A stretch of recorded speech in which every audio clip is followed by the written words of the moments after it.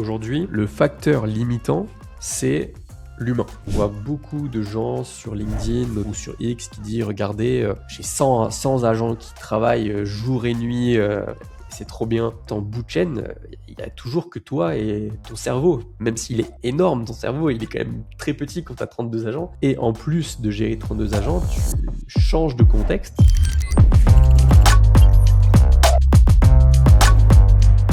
Avant de démarrer, je dois vous parler de Weglot, le sponsor de l'émission sans qui ces épisodes ne seraient pas possibles. Et c'est un partenaire particulièrement bien placé pour un podcast sur l'IA. Dans une étude que je vous mets en description, Weglot a analysé 1,3 million de citations générées par les LLM. Et ce qu'ils ont trouvé est assez frappant. Britannica, par exemple, une des sources les plus citées au monde par les LLM, perd 55% de son trafic dès lors qu'une recherche est effectuée en français. Et tout ça parce que les IA privilégient le contenu dans la langue des utilisateurs. Donc si votre contenu n'existe que dans une seule langue, vous passez à côté d'une partie de vos clients et des IA qui les informent. C'est là que Weglot entre en jeu. Weglot vous permet de traduire votre site en 110 langues sans jamais toucher au code. C'est 100% français et déployé dans plus de 100 000 entreprises dans le monde. Et pour les auditeurs d'AI Club, ils ont un deal spécial. 3 mois offerts avec le code AI Club X Weglot sur les 3 premiers mois, valable jusqu'au 31/12/2026. Je vous mets tout ça en description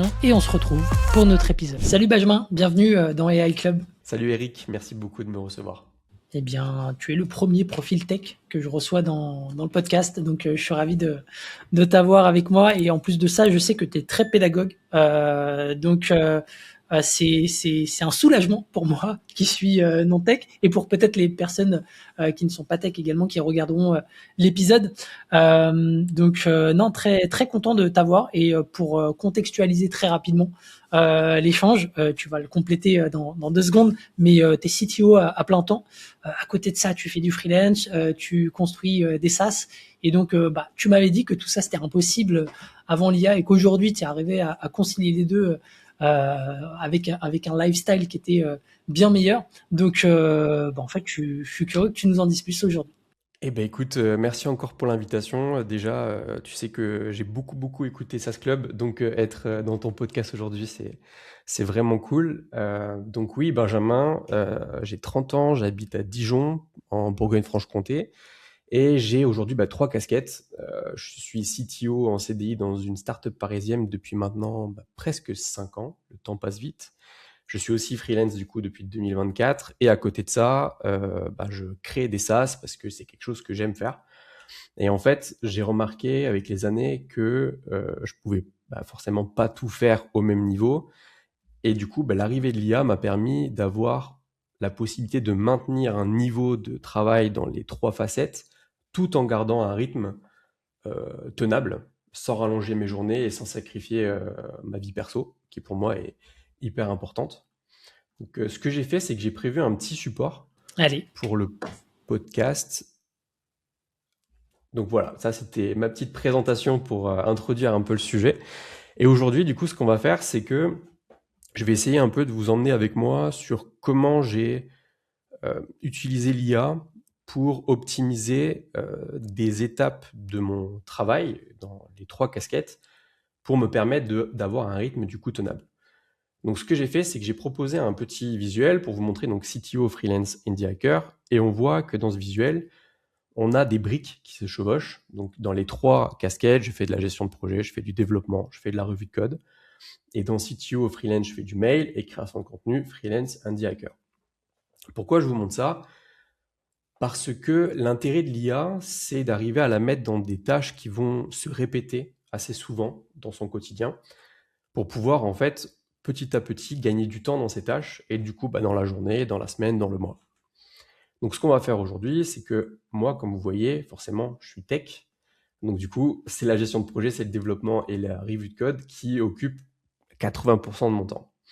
Donc ce qu'on va faire, c'est que je vais vous présenter une méthode globale et je vais essayer de l'appliquer dans un cas concret aujourd'hui, que ensuite vous pourrez l'appliquer dans un autre principe, que vous soyez tech, marketing, customer success, ce genre de choses. Ouais, c'est ça. Juste, je t'interromps 2 secondes. C'est-à-dire que le petit bloc à gauche là qu'on voit à l'écran, et si vous écouté l'audio, je vais le passer en revue très rapidement. Donc, c'est identifier une tâche, la découper en étapes simples, optimiser les frictions une par une et améliorer le système en l'utilisant. C'est une approche qui est agnostique quelque part, qu'on soit marketeur, sales, tech ou product quand on utilise l'IA. Et donc c'est ça que j'aime bien aussi dans ton use case, c'est que c'est quelque part une méthode que tu as packagée, on va dire, et qu'on peut répliquer à d'autres métiers. Ouais. Et ce qui est hyper important, merci de m'interrompre sur ça, c'est que c'est la dernière étape, améliorer le système en l'utilisant. Ça, c'est vraiment quelque chose. Moi, je suis très partisan de l'amélioration continue, que ce soit dans la tech ou même à titre perso. Et en fait, cette étape, elle est hyper importante. C'est-à-dire que l'idée, c'est pas d'essayer de tout faire d'un coup parfaitement. C'est faire une première version et itérer. Comme en logiciel, comme en développement. C'est on a une première version, on l'utilise, on récupère nos propres feedbacks sur comment ça fonctionne, les limites, etc. Et ensuite, on l'améliore au quotidien. Donc ça, c'est la partie méthode globale. Et ben, moi, je vais l'appliquer à mon contexte, à savoir le développement.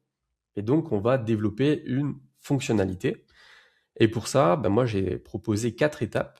On va partir du coup d'un besoin qui sera dicté via un outil que j'utilise qui s'appelle Super Whisper.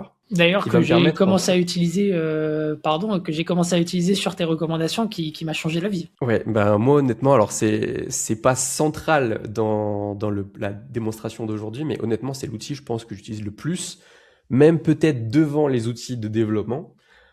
Et c'est marrant, mais quand par exemple je vais travailler dans des cafés ou ce genre de choses, en fait, je peux pas parler, donc j'écris. Et je me dis, c'est dingue, j'écris vachement moins vite que quand je vais dicter ce que je veux. Donc ça, c'est quelque chose vraiment qui me fait gagner énormément de temps. Il y a d'autres outils, hein, on parle de Super Whisper, mais je crois qu'il y a Whisperflow, enfin il y a d'autres choses. Et à titre indicatif, moi, ça me fait gagner au minimum 1 heure par jour de temps de frappe. Donc sur une semaine, tout de suite, ça peut commencer à faire beaucoup sur un mois, etc. Donc le besoin va être dicté.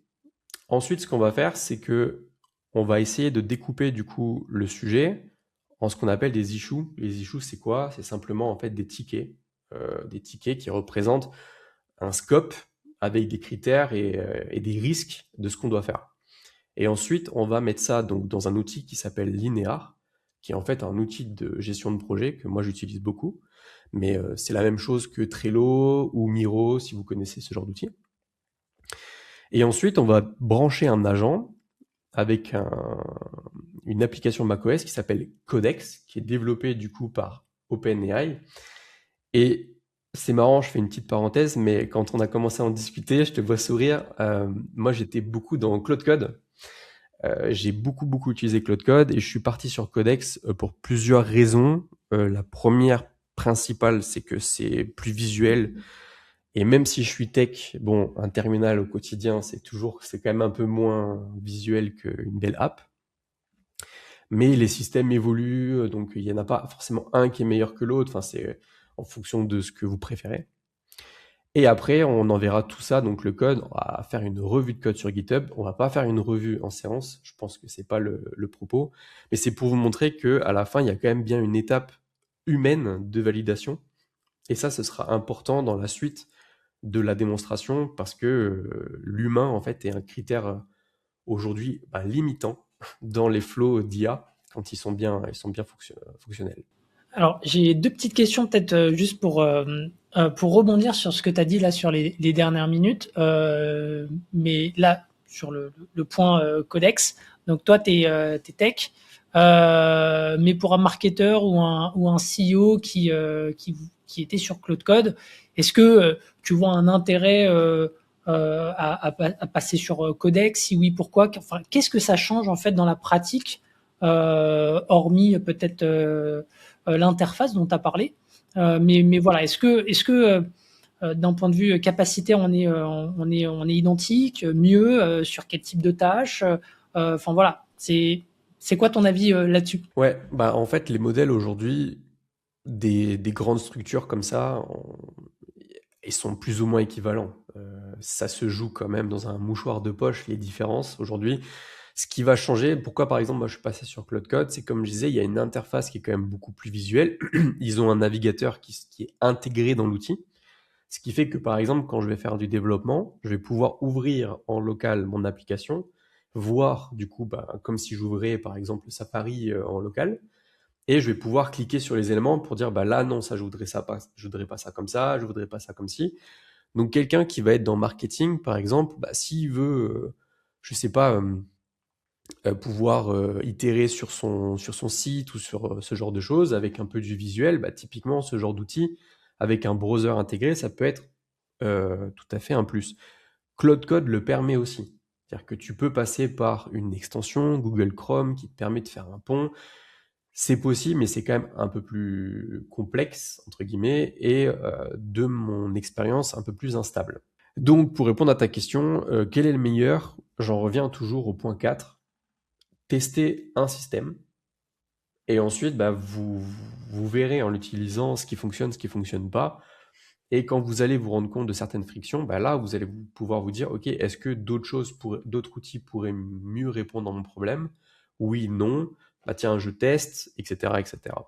Surtout qu'aujourd'hui, honnêtement, les outils comme Codex, Claude, etc., et c'est pas à toi que je vais l'apprendre, ils ont été très très bons d'un point de vue SaaS parce que la friction pour passer d'un outil à l'autre est devenue quasi nulle en fait. Moi, quand j'ai ouvert Codex, la première chose qu'il a fait, c'est il a dit nous avons détecté que vous aviez une configuration Cloud Code sur votre ordinateur. Est-ce que vous souhaitez l'intégrer? Et en fait, en un clic, tu as déjà tous tes skills, tous tes trucs que tu avais configurés. Donc au final, vous n'allez pas tout refaire en fait. Ce qui compte, c'est l'architecture de base. Et moi, c'est un peu comme ça, à Ouais, titre c'est perso, ça. que j'aime construire. C'est-à-dire que quand je construis voilà, un projet, et notamment le contexte autour du projet, ce que je me dis, c'est comment est-ce que je peux faire pour rendre l'architecture la plus agnostique possible pour que Mm. le jour où, je sais pas, Anthropic a un problème ou OpenAI a un problème, je suis capable d'avoir une redondance vers un autre modèle parce que Mm. finalement, c'est quasi plug and play, quoi. Alors là, pour le coup, tu dis un sujet qui est hyper important, c'est que quand tu vas sur Cloud Code ou Codex, tu es dépendant du coup des modèles propriétaires. C'est-à-dire que moi, Codex, je ne peux utiliser que les modèles d'OpenAI. Et Cloud Code, tu peux utiliser que les modèles Anthropic. Ce qui fait qu'effectivement, si Anthropic a un down pour une raison X ou Y, tu es dépendant de ça et tu ne peux plus accéder à leur modèle. Il y a d'autres outils qui sont pour le coup aussi un peu tech.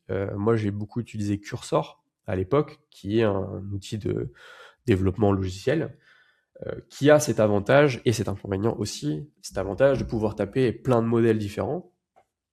Donc ça veut dire que si tu en as un qui est down, tu peux passer sur un autre. L'inconvénient, c'est que c'est un intermédiaire supplémentaire qui fait que du coup, forcément, pour le même prix, tu n'as pas le même usage en token que si tu passais en direct avec le propriétaire. Ce qui est logique. Complètement. Vas-y, je te laisse poursuivre. Je t'ai Ok. interrompu. Non, non, t'inquiète, avec plaisir. Donc du coup, à garder en tête, c'est que ce mécanisme-là, en fait, il s'applique à n'importe quel autre sujet. Moi, je l'ai aussi appliqué, par exemple, à ma création de contenu, donc qui est un pan qui est en commun avec le freelance et l'indie hacker. Donc ce qu'on va faire, c'est que pour développer donc, cette fonctionnalité, on va se baser sur un outil parce que je ne peux pas montrer des outils professionnels pour la démo. Donc je vais vous montrer un outil que je développe en ce moment qui s'appelle BetterCycle. En gros, BetterCycle, qu'est-ce que c'est? C'est un outil pour faire des rétrospectives quand on est dans l'outil de gestion de projet Linear. L'idée derrière ça, c'est de pouvoir faire des rétrospectives avec tout le contexte de Linear, donc ce que vous avez fait, vos perfs, vos indicateurs de suivi, etc., sans avoir à les récupérer pour les mettre dans un autre outil. Et ensuite, une fois que vous faites votre rétro, vous discutez, donc c'est la partie rétrospective, vous faites des cartes comme n'importe quelle rétro. Petite parenthèse, peut-être une rétro, ce que c'est, dans le développement logiciel, on a un peu l'habitude de fonctionner dans ce qu'on appelle des sprints. Donc, c'est des cycles de plus ou moins 1 semaine, 2 semaines, 3 semaines, 4 semaines, en fonction des équipes. Et à chaque fin de sprint, on travaille dans un nouveau sprint, donc avec un nouveau scope, avec avec des nouveaux sujets, avec des nouveaux objectifs. Et à chaque fin de sprint, donc pareil, dans une optique d'amélioration continue, on se pose et on se dit, OK, qu'est-ce qui s'est passé dans ces 2 semaines? Qu'est-ce qui s'est passé dans ces 3 semaines? Qu'est-ce qui s'est bien passé? Qu'est-ce qui s'est pas bien passé? Et on se focus aussi sur ce qui s'est mal passé pour trouver des idées de correctifs de ces sujets. Et l'idée donc derrière ça, c'est qu'une fois qu'il y a une petite IA sur BetterCycle, une fois que vous avez en fait regroupé vos problématiques et que vous avez identifié des actions concrètes, en fait, ça les renvoie dans votre outil de gestion de projet et vous pourrez les retrouver naturellement du coup au cycle prochain et vous pourrez en reparler à votre prochaine rétro. Donc ça, c'est l'outil. Ce qu'il faut savoir, du coup, garder en tête, c'est juste, il y a un cycle linéaire, on fait une rétro et les actions repartent dans le cycle. Ça, c'est BetterCycle. Et ce qu'on va faire, du coup, c'est qu'on va essayer de faire 3 fonctionnalités. On va en développer qu'une, mais c'est important de vous montrer qu'on peut avoir 3 idées et dans le flow, tout se découpe. Donc, il y aura 3 besoins qui vont être dictés. Donc, c'est le Super Whisper. Ces 3 besoins, ensuite, elles vont être découpées en 3 tickets. 3 tickets qui vont être mis directement dans mon outil de gestion de projet.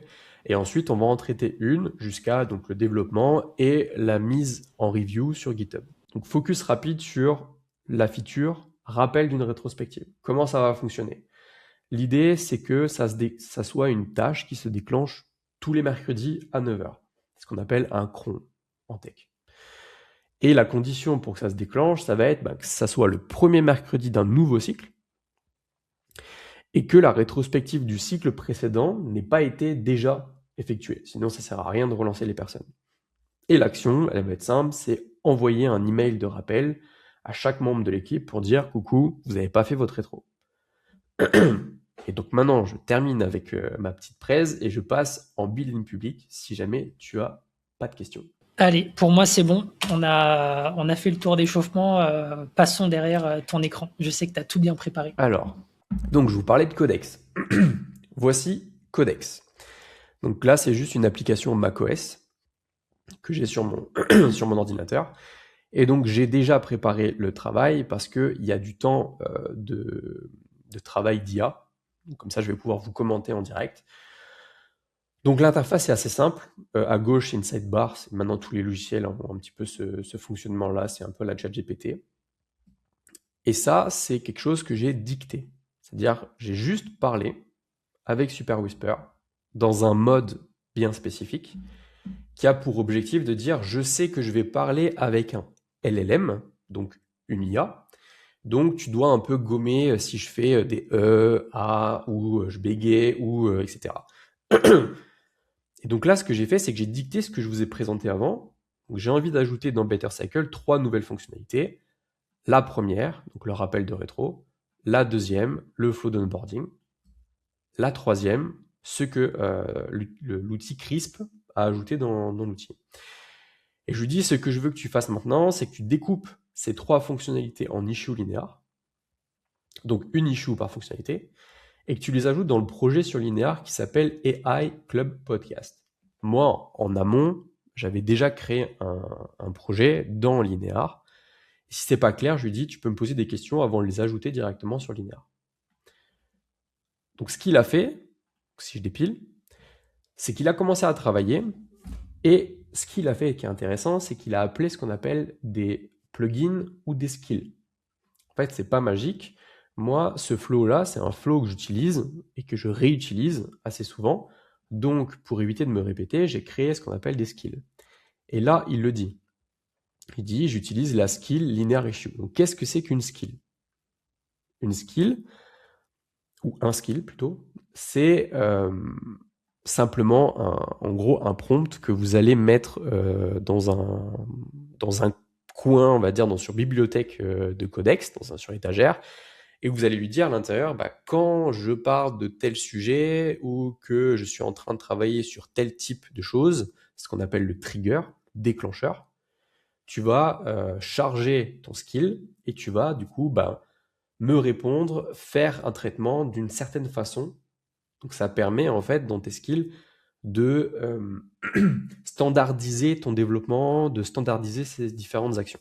Moi, j'aime bien l'image de la recette de cuisine pour le skills. C'est-à-dire que Ouais, finalement, si tu veux que cette recette puisse être faite par n'importe qui et de manière récurrente, eh bien, tu lui mm, indiques tout simplement c'est quoi la recette des pâtes carbonara. Donc, tu lui dis toutes les étapes ouais, et c'est ce qui permet d'arriver à un résultat uniforme ouais, sans hallucination la plupart du temps, à partir du moment où aussi il y a le contexte ouais. qui est derrière. Donc, moi, j'aime bien aussi cette image. Oui, mais t'as raison, c'est une très bonne image et ça permet d'avoir toujours le même plat à la fin, en tout cas très proche. Donc Linear Issues, donc qu'est-ce que c'est Linear Issues? Donc, dans Codex, vous avez donc plugin et en haut vous avez skills. Et là, si je tape donc mes personnels et que je cherche Linear Issues, vous voyez qu'il y a des choses qui pop ici. Donc Linear Issues, c'est lui. Donc c'est ce skill-là qui l'a déclenché. Ça, c'est des skills Donc que tu as créés juste pour info, ou c'était déjà, ça faisait partie déjà du pack linéaire, c'est des skills qui avaient été développés. non, là du coup, je suis bien dans la partie personnelle, donc Ok, c'est des skills que j'ai ajoutés moi-même. ok. Alors par contre, je n'ai pas écrit tout ça. Ouais, ouais, bien sûr. Grand bien m'en fasse. Je l'ai dicté. En fait, pareil, je suis passé avec Super Whisper, j'ai expliqué mon besoin, j'ai expliqué mon flow. Des fois, Super Whisper, je vais dicter un truc pendant 15 minutes. Donc ça veut dire que on voit à la vitesse que je parle, je m'en rends compte, je parle vite. Quand on parle 15 minutes d'un sujet en détaillant chaque étape, etc., enfin, ça fait une transcription qui est énorme à la fin. Et en fait, ils ont un skill normalement, si je dis pas de bêtises, de base. Je crois que peut-être qu'il n'est pas affiché ici, mais en gros, Codex, et comme les autres outils d'ailleurs, hein, ils ont un skill qui te permet de créer des skills. Ce qui est assez logique au final. Mais en fait, c'est là où on voit que c'est un peu la boîte dans une boîte, dans une boîte, dans une boîte. C'est que vous pouvez avoir des skills aussi fins que vous voulez. Et donc là, donc si je repars sur Linear, il a chargé ce skill-là, qui du coup écrit avec des informations à l'intérieur. Je veux pas des user stories, je veux des issues. Et ça, comment j'ai fait typiquement, c'est que je lui ai donné le playbook de Linear. C'est-à-dire que je lui ai donné dans ma transcription, je lui ai dit voici le playbook de Linear, voici comment il fonctionne, voici leur guideline, voici comment moi je fonctionne. Viens, on brainstorm ensemble pour arriver à trouver une version consolidée. Et une fois qu'on a une version consolidée, on en fait du coup un skill. Et c'est ce qui s'est passé du coup Donc là, il est dans parti chercher ce ce travail. skills suite à ta Ouais. requête. Pour garder les tickets courts et actionnables, elle recommande normalement avec brouillon en création, mais comme ici j'ai demandé explicitement de les ajouter, il les crée. Donc là, ce qu'il fait, c'est qu'il cherche le projet, donc il va dans mon linéaire parce que j'ai un plugin linéaire. Effectivement, ça c'est important de le mentionner. Ce qui fait que du coup, j'ai mon compte linéaire qui est connecté avec Codex. Et c'est la même chose pour information, hein, c'est la même chose que quand tu connectes ton Cloud ou Cloud Code, peu importe, avec Gmail. Eux, ils appellent Ouais. ça des connecteurs dans l'interface. Ouais, Donc c'est exactement le même fonctionnement après sur Codex. exactement. Et ça, pour le coup, tu vois, c'est développé par OpenAI. C'est pas quelque chose que j'ai fait moi-même. Et des plugins, en général, c'est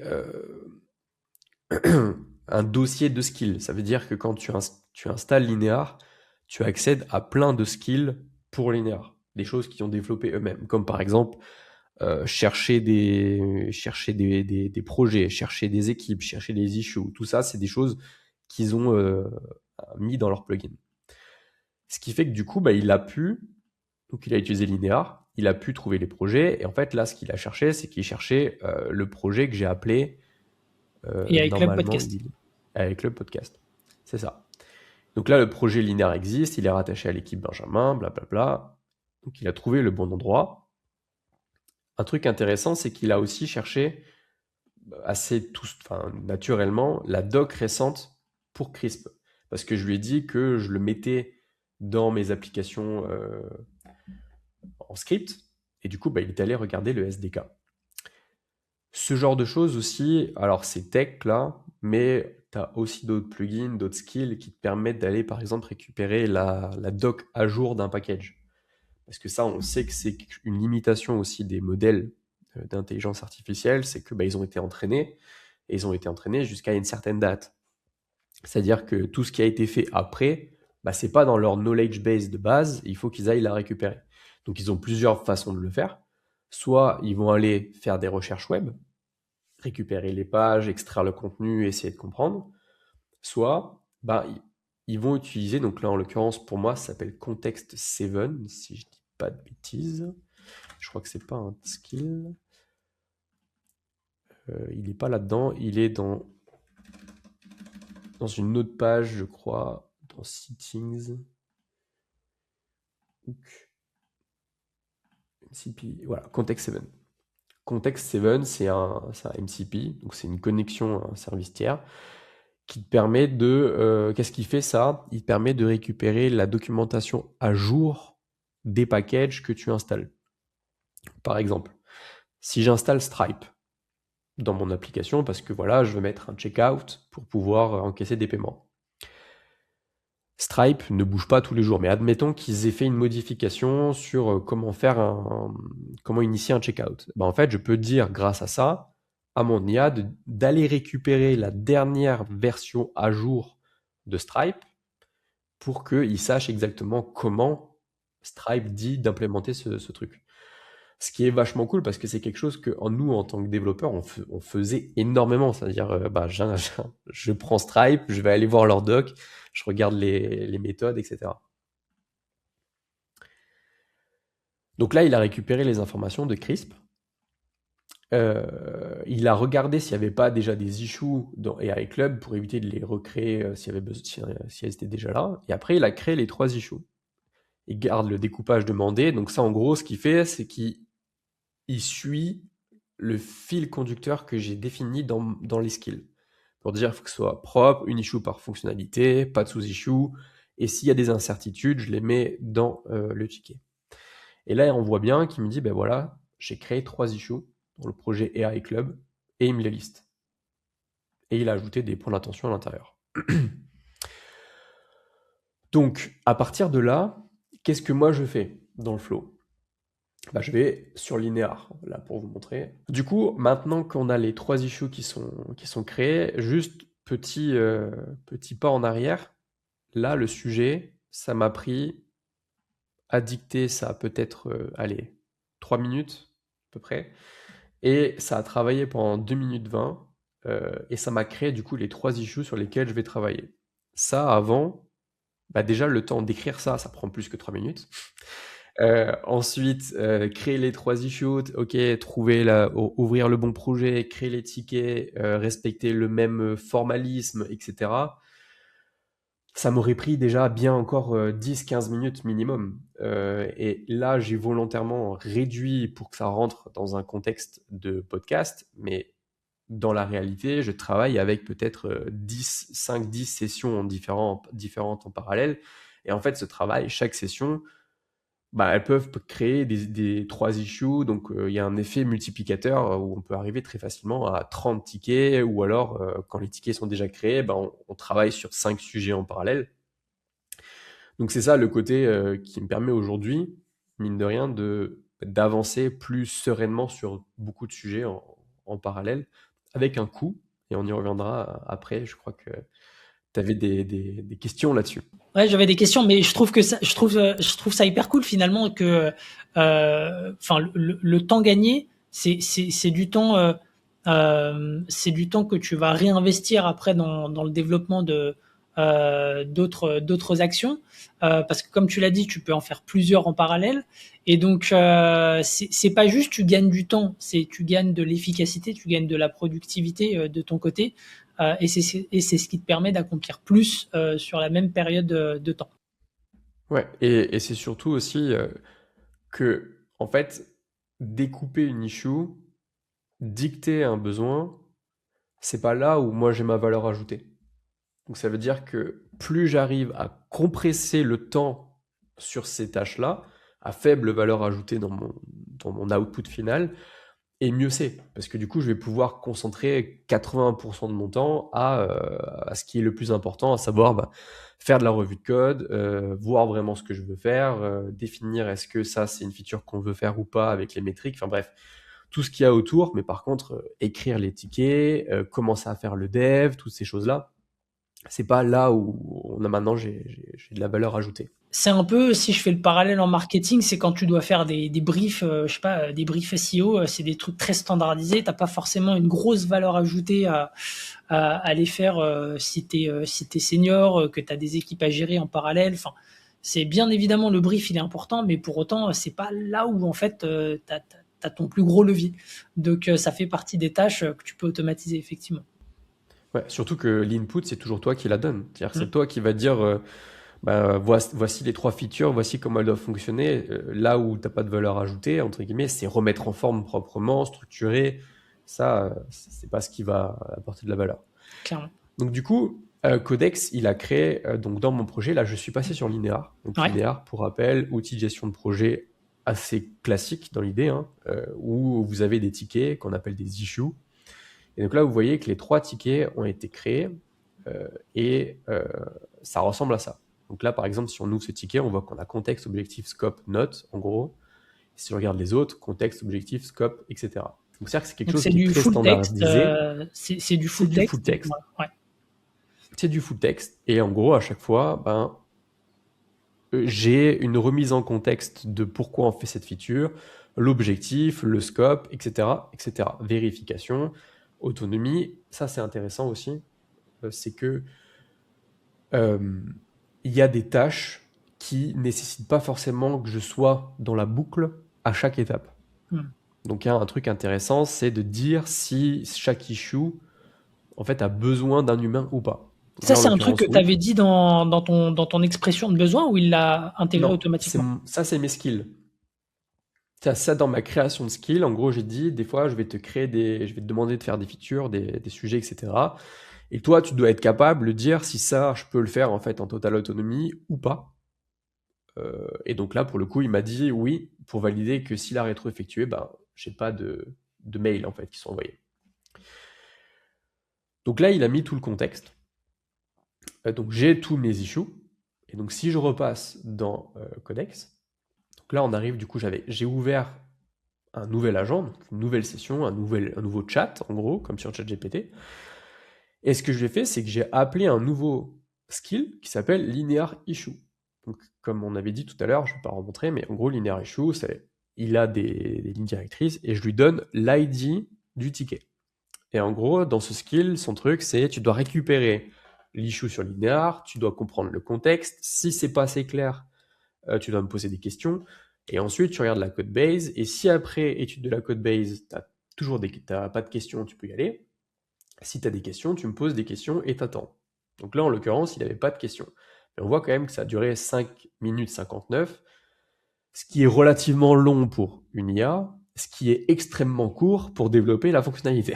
Là, pour le coup, c'est pareil. C'est quoi un peu le ratio temps gagné par rapport à un développement humain normal? Et ben là, honnêtement, j'aurais pu prendre, il a modifié, alors si je collapse tout, non pas l'Astrun, de la branche, voilà tout ce qu'il a modifié comme fichier.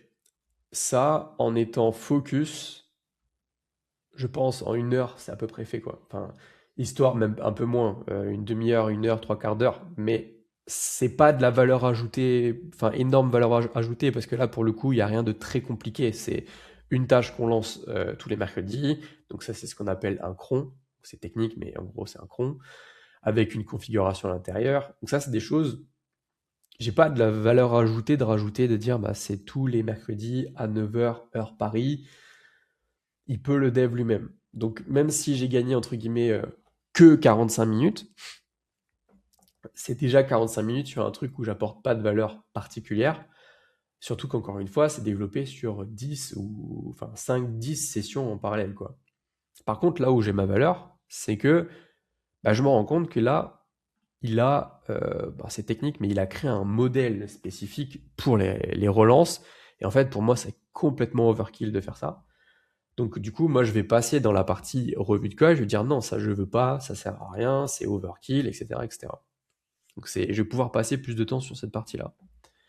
Donc si je reviens sur la partie gauche rapidement, donc il a utilisé le skill linear issue, il a récupéré la bonne issue, donc il a utilisé linear, il a fait tout ce qu'il devait faire, donc il a fait l'étude, nanana, il a regardé les emails, le projet, donc, il utilise déjà Resend. J'avais dit d'utiliser Resend, donc du coup, il récupère la même chose, etc., etc., et après, il travaille. Ce qu'il a fait à la fin, si je ferme ça, c'est qu'il a créé en plus un commit.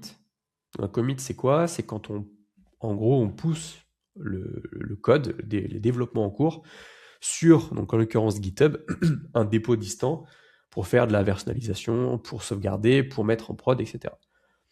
Donc il a mis tout ça dans un commit, et ensuite il a créé ce qu'on appelle une pull request. Donc c'est une demande de changement. Concrètement, c'est j'ai du code que je veux mettre en production, alors je crée une demande et je vais pouvoir la review pour dire si oui ou non ça part en prod. Tout ça, il l'a fait tout seul. Ça veut dire qu'à l'époque, j'aurais dû faire chaque étape manuellement. Donc même si ça m'aurait pris 1 heure, 1h15 pour faire tout ça, là en fait, je l'ai lancé, en 5 minutes 59, il a fait son truc, j'ai pu jumper sur autre chose, ça m'a stack ça m'a mis une PR, mais imagine, je fais ça sur 5 agents, en fait, je me retrouve avec 5 pull requests différentes que je dois review. Donc ça, c'est aussi, on va dire, une des limites du sujet, c'est qu'après, tu as mal à la tête. Mais toutes ces étapes-là, j'ai autant les optimiser, en fait. Voilà, donc à partir de là, donc c'est ce qu'il a. Il a créé la branche, il a mis une pull request, et puis il a fait les commits. Et dans dans le flow à la fin, toujours dans mes skills, il y a une étape, une fois que tu as fait la pull request, une étape de revue. C'est-à-dire qu'il va d'abord lui-même déjà faire une première revue, ce qui va lui permettre de catcher les bugs un peu triviaux qui seraient passés à côté. Donc là, la revue, j'imagine que tu as un skills particulier Pareil. pour ça, Ouais, quoi, qui est basé c'est sur ça. tes standards. Exactement, qui est basé sur mes standards. Euh, Code review, et normalement il y en a un autre, review pair, voilà, c'est là. Donc là, il effectue une revue de code, etc. Donc tout ça, c'est des choses que j'ai mis moi-même en fonction, enfin, je n'ai pas écrit, mais que j'ai expliqué, en fonction de les guidelines qu'on a dans notre contexte. Donc ça, en fait, c'est tech, parce que je suis tech, mais c'est complètement applicable à n'importe quel autre métier qui a des process standardisés de est-ce que c'est de la bonne qualité, est-ce que ça respecte mes standards, etc. Donc là, il l'a déclenché automatiquement. Donc en gros, ça c'est lui qui l'a créé. Donc il a créé une pull request. Donc là, je suis sur GitHub, donc l'outil de gestion de code à distance. Il a créé une pull request, donc de la branche qu'il a créée vers la branche de prod. Et après, il a fait une petite code review. Donc, il a fait une code review qu'il a posté en commentaire dedans. Et ensuite, bah, du coup, c'est terminé. Il a fait une première review en local, puis après une review à distance. Et il a aussi maintenu à jour mon outil de gestion de projet. C'est-à-dire que tout ça, c'est des choses que je faisais à la main avant. Si je regarde ici, mon outil de gestion de projet, ça, c'est pas moi qui l'ai écrit. Il a en plus explicité ce qu'il a fait, où est-ce qu'il en est, PR créé, enfin, il a mis tout son travail ici. Ouais. Et puis toi, Et donc moi, à derrière, la tu fin, as un historique, tu peux revoir si jamais il y a... exactement. Ouais. Ouais. Et ça, encore une fois, c'est quelque chose que j'ai explicité dans les détails, dans mes skills, pour dire je veux savoir ce qui a été fait, comment ça a été fait, où est-ce qu'on en est, etc. Et c'est aussi à ça que me sert Linear. Et ce qui différencie d'un simple flow, entre guillemets, Cloud Code ou Connex pur sans branchement à un outil de gestion de projet, c'est que dans un contexte où tu as 50 issues, bah, si tu ne gères pas un historique, un suivi de statut, d'où est-ce qu'on en est, etc., en fait, c'est impossible à suivre. Donc là, je sais que ce sujet, si je le mets de côté, bah, demain, je peux dire, bah, regarde l'issue, regarde à l'intérieur ce qui a été dit, et fais-moi un récap d'où est-ce qu'on en était, par exemple. Donc ça me permet de recharger le contexte, on va dire, dans ma tête. Donc là, on a terminé le flow de création d'une feature. J'omets volontairement la partie revue de code, test, etc., qui aujourd'hui est la plus grande partie en fait de mon travail, en amont, en plus du cadrage de ce qu'on veut faire et pourquoi. Donc je vais rebasculer, sauf si tu as une question. Non, vas-y, je pense que c'est bien de synthétiser un peu tout ce qu'on a vu sur ta démo. Donc ouais. on est parti du besoin dicté. C'est ça. Donc en gros, ce qu'on vient de faire, c'est qu'on vient de créer une boucle. Donc on a dicté un besoin brut, on a créé des issues, on a exécuté une issue, et on a vu du coup que ça a été créé en pull request pour une revue de code. Cette boucle, euh, des fois, là pour une fonctionnalité relativement simple, elle va être traitée facilement. Des fois, en fait, quand on arrive ici, hop, on reboucle plusieurs fois sur le même sujet. Ce serait trop facile. Et j'en profite pour faire une petite parenthèse, mais même si pour une petite fonctionnalité comme ça, c'est assez simple, quand tu crées un gros projet, un SaaS, un vrai quelque chose, c'est beaucoup plus complexe et tu as beaucoup d'itérations à la fin. Ce qui fait qu'en fait, ça te permet de toujours être quand même beaucoup plus productif et rapide qu'avant, mais ça se fait pas en 2 minutes non plus, quoi. Et d'ailleurs, oui, c'est ça. Enfin, j'en viens à ta slide suivante, hein, si vous voyez pas l'épisode sur YouTube, mais je vous recommande quand même. C'est que derrière, il y a quand même une contrainte. C'est-à-dire que, et j'aime bien la petite citation là que t'as mis juste en dessous. C'est l'orchestration tax. Et du coup, c'est un peu un phénomène que je vois de mon côté. C'est-à-dire que ça change aussi ton métier. Complètement. Et alors là, du coup, j'ai plein de trucs, il y a plein de choses à dire, mais aujourd'hui, le facteur limitant, c'est l'humain. C'est-à-dire que là, non, je vous invite aussi à regarder sur YouTube, sinon vous verrez pas ce beau support. Mais en fait, j'ai volontairement mis 32 agents. Parce qu'en fait, on voit beaucoup de gens sur LinkedIn, notamment, ou sur X, qui disent, regardez, j'ai 100 agents qui travaillent jour et nuit, c'est trop bien. Bah, en fait, en bout de chaîne, il y a toujours que toi et ton cerveau qui soit, même s'il est énorme, ton cerveau, il est quand même très petit quand tu as 32 agents. Et en plus de gérer 32 agents, tu changes de contexte. Et ça, c'est connu, reconnu. Le fait de changer de contexte, bah, en fait, tu as un temps de réadaptation pour te rappeler du contexte, pour te redire, OK, qu'est-ce que c'était, où est-ce qu'on en était, et tu recharges jamais vraiment le contexte à 100%. Et ce qui est très, très fatigant, notamment dans mon travail maintenant au quotidien, c'est que quand tu as 5 agents différents qui travaillent sur 5 sujets différents et que tu dois jumper d'un agent à l'autre à chaque fois, certes, peut-être que tu es allé 5 fois plus vite par rapport à avant, mais tu es 10 fois plus cramé par rapport à avant parce que ben, ça fatigue énormément, quoi, mentalement. Et une question que je me pose là-dessus, pardon, t'allais parler de l'orchestration task, mais tax, putain, je vais y arriver. Mais je pense que ma question va t'amener là-dessus. C'est est-ce que tu kiffes toujours autant ton travail dans la mesure où tu peux faire plus, comme tu l'as démontré. Mais finalement, la journée consiste à orchestrer des agents, même si ça redéplace ta valeur vers quelque chose de plus précieux, on va dire. Mais est-ce que le fait de pas crafter quelque part, c'est pas quelque chose qui te manque? Enfin voilà, comment est-ce que tu le ressens ça? Si, énormément. Et c'est un sujet que beaucoup de développeurs et développeuses partagent, c'est qu'en fait, quand on développe, ce qu'on aime, c'est aussi coder, créer quelque chose de ses propres mains. Et en fait, à l'époque, je dis à l'époque, c'était il n'y a pas non plus 20 ans, hein. C'était il y a 1 an. Mais Pré-OpenAI. oui, c'est ça.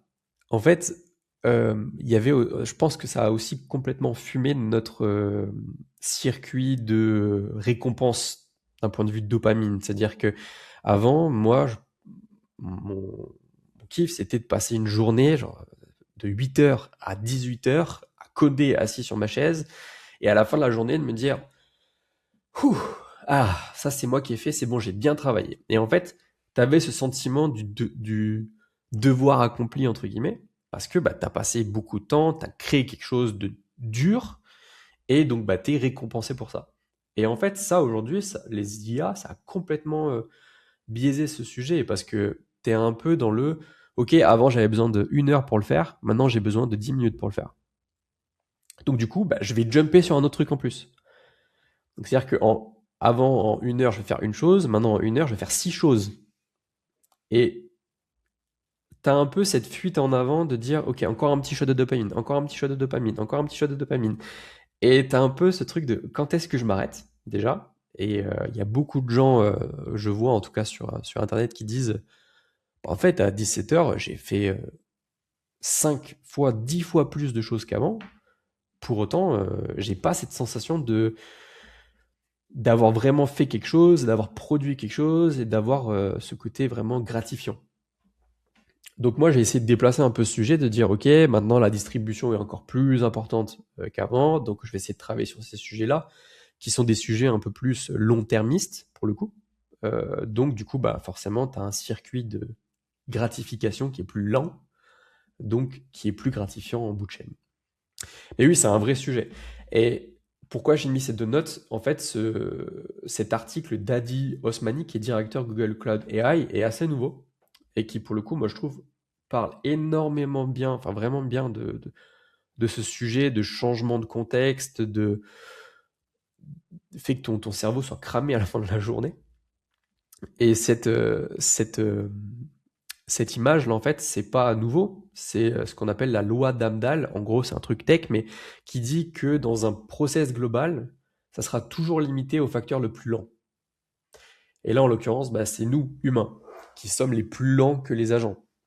Donc du coup, bah, ton flow, il sera jamais exponentiel, en fait. Il sera toujours capé à ta capacité à review et à valider. Sauf si tu t'en fiches et que tu regardes rien du tout, mais ça a des limites, clairement, qui sont plus à discuter. Clairement, ça faut être une tête brûlée. Et je fais le parallèle avec le contenu parce que bon, moi, chez Spicy Lemon, c'est ce que je vois le plus, c'est que c'est pas parce que tu vas produire 10 fois plus de contenu, déjà que tu auras 10 fois plus de leads, mais surtout, qui dit 10 fois plus de contenu, dit 10 fois plus de relecture. Et en fait, il y a plein de gens qui se disent, bah, c'est génial, en fait, il n'y a plus cette barrière à l'entrée, cette friction pour produire du contenu, mais qui sous-estiment complètement le sujet de, bah, en fait, c'est 10 fois plus de contenu à relire, 10 fois plus de contenu à distribuer, 10 fois plus de contenu à analyser rétrospectivement au niveau des performances. Et ça, bah, comme tu l'as dit, il n'y a que l'humain qui peut le faire. Et donc, il y a aussi un dosage, de se dire, bah, est-ce que en fait, j'ai envie de passer ma journée déjà à faire que de la review en tant que pro? Parce que si je fais ça, finalement, le temps que je gagne avec l'IA sur le papier ne me permet pas de dégager ça vers du temps qui est stratégique. Et donc, c'est là où, en fait, je pense qu'il y a un point de bascule où, arrivé à un certain point, il n'y a plus vraiment d'intérêt à faire plus parce que l'IA le permet. Ouais, complètement. Et je pense que ça, c'est tout à chacun de poser la limite, de jusqu'à où on a envie d'augmenter. En fait, je trouve que c'est très parlant parce que les IA, en gros, l'IA nous permet aujourd'hui de accélérer l'input en amont. C'est-à-dire, ça n'a jamais été aussi rapide d'ajouter des choses en amont à review, etc. Par contre, bah, après, c'est un peu sans limite en fait, si tu mets pas une limite sur le nombre d'agents. Donc ça, je vous invite vraiment à aller regarder cet article qui est en anglais, mais qui honnêtement parle très bien de ce sujet-là. Donc l'article, hein, pour les personnes qui ne regardent pas le podcast, c'est la loi d'Amdahl, donc The Orchestration Tax. C'est bon, j'arrive à le dire. Donc il y a la loi et d'un côté l'article d'Adi Osmani, qui est directeur Google Cloud AI, donc qui touche un tout petit peu sa bille. C'est de quoi il parle. Il y a un autre effet négatif que tu voulais mettre en avant aussi avec quelque part les super pouvoirs que nous donnent les IA. C'est un effet qui est bien connu en psychologie, qui est l'effet Dunning-Kruger. Ouais, merci pour cette magnifique transition. Du coup, oui, l'effet Dunning-Kruger qui est très connu, qui aujourd'hui en fait est amplifié par l'IA, mais vraiment énormément. Et il y a quand même des risques en IA. L'IA est très très bien, très cool, il faut l'utiliser. Mais par contre, il faut aussi prendre la mesure c'est un... Je me tenterai limite à dire un grand pouvoir implique de grandes responsabilités, mais c'est vrai en fait, c'est que en fait vous pouvez faire tellement de choses risquées qu'il faut vraiment faire attention. Et du coup, l'effet d'une Krieger va pas dans ce sens-là. C'est-à-dire qu'aujourd'hui, je vois beaucoup de personnes, notamment quand je vais dans des open space ou travailler ou dans des cafés ou quoi, qui embrasse cette hype d'IA et qui, en fait, plug énormément de choses sans savoir réellement comment ça fonctionne. Et moi, il y a des choses qui m'ont un petit peu choqué. Alors après, j'ai cette casquette de CTO, donc forcément, je suis plus, on va dire, en première ligne de ces sujets de sécurité et de problématiques, mais je vois des gens qui sont pas du tout tech, n'ont même pas forcément envie de s'intéresser à comment ça fonctionne, etc., plugger des IA autonomes sur des services très sensibles, type banque, CRM, email, données clients. Là, tu penses à des logiciels comme OpenClaw, j'imagine, ou équivalent, ou Hermès. On parle de Hermès là dernièrement. Ouais, c'est ça. Ou alors, il y a même des gens même sur Claude, enfin, quand tu donnes accès par exemple, ta base de clients ou tes données, quand tu t'enregistres une vidéo en réunion de codir et que c'est enregistré sur un service que tu connais pas trop. Enfin bref, en fait, il y a plein de choses qu'on utilise sans vraiment s'en rendre compte, mais qui ont de l'IA derrière du processing, etc. Donc, il faut quand même faire attention à ça. euh, et surtout, il faut se renseigner et essayer de comprendre comment ça fonctionne, pas dans le détail technique, mais savoir un peu ce que vous faites et surtout à quel risque vous vous exposez. Je pense que c'est bien de consulter aussi. C'est-à-dire que là, j'ai enregistré un épisode hier avec. Alors, je sais absolument pas dans quel ordre les épisodes vont sortir pour l'instant, mais j'ai enregistré un épisode avec Savinien, donc qui est CPO chez Partout, et qui me disait que sur tous les aspects sécurité, il est allé consulter avec son CTO, avec son directeur technique, justement parce que en fait, lui, il a développé une app sur Slack qui vient se connecter à différents outils SIRH, outils wiki interne, etc. Et donc, il y a quand même des requêtes qui sont envoyées sur différents outils avec des données critiques.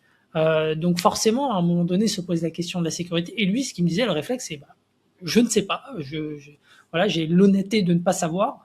Par contre, je sais qu'il faut être vigilant et quelle est la meilleure personne pour ça, c'est mon CTO.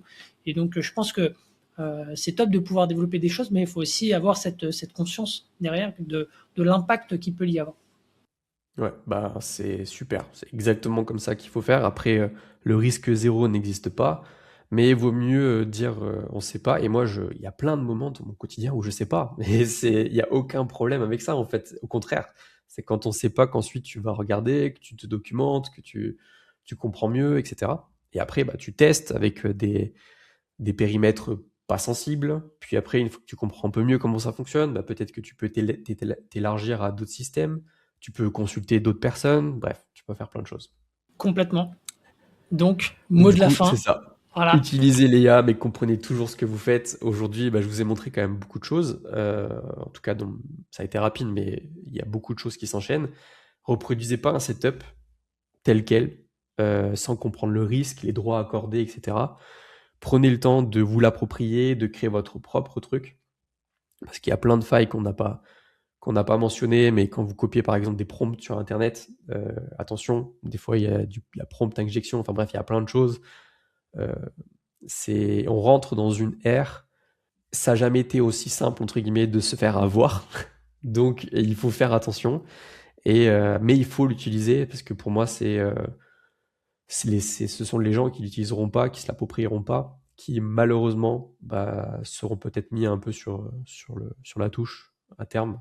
Donc utilisez-le, mais Carrément. Et d'ailleurs, juste pour rebondir sur ce que tu as dit là, sur le fait de copier d'autres setups ou des prompts, etc., ou des bibliothèques de skills, à la rigueur, je trouve que c'est pas une mauvaise pratique de s'inspirer, parce que ça peut toujours permettre de voir comment le skills ou le système a été construit et derrière de se faire sa propre opinion.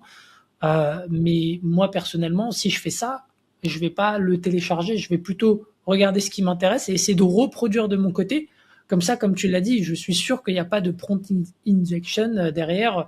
Donc voilà, un prompt caché qui viendrait parasiter mon ordi. Donc ouais, on peut reproduire, mais sans forcément importer aveuglément n'importe quel fichier dans son ordi. en tout cas, c'est sûr et certain qu'il faut regarder ce que les autres font. Parce que c'est comme ça qu'en plus tu débloques un peu des cases dans ta tête de dire ah ouais, il a pu faire ça. intéressant. Peut-être qu'en fait, je pourrais l'appliquer à tel use case que j'ai aussi.